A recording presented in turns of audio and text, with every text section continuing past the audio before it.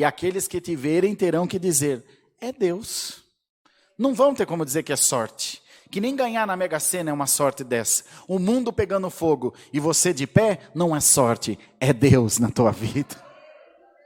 E por esse motivo, essa luz maravilhosa que está sobre ti, resplandecerá na tua família, no meio das pessoas com as quais você se relaciona, na sociedade na qual você tem entrada e saída, e você sem saber, ouça bem isso, sem saber, você está salvando muitas almas através do teu testemunho de fé, através da tua gratidão a Deus e daquilo que Deus tem feito na tua vida.